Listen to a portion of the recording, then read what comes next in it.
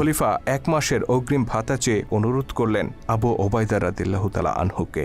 সারা মুসলিম জাহানের খলিফা যিনি, অর্ধ পৃথিবীর শাসক যিনি, সেই ওমরের এমন চিঠি পেয়ে আবু ওবায়দা চোখের পানি ধরে রাখতে পারলেন না। তিনি কান্নায় ভেঙে পড়লেন। তবে তিনি নিজের এই আবেগকে নিয়ন্ত্রণ করলেন।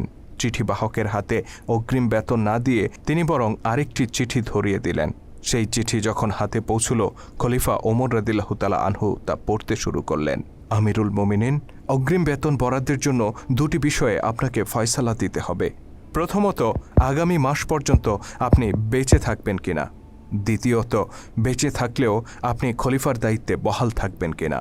হজরত আবু ওবায়দা রাদিয়াল্লাহু তাআলা আনহুর এই চিঠি পাঠ করে হজরত ওমর রাদিয়াল্লাহু তাআলা আনহু অঝরে কাঁদতে শুরু করলেন। তিনি উপলব্ধি করলেন তিনি একা নন, বরং এই উম্মাহকে ন্যায়ের শাসন উপহার দেওয়ার জন্য আবু ওবায়দার মতো বহু বিশ্বস্ত সাহাবী আজও বেঁচে আছে।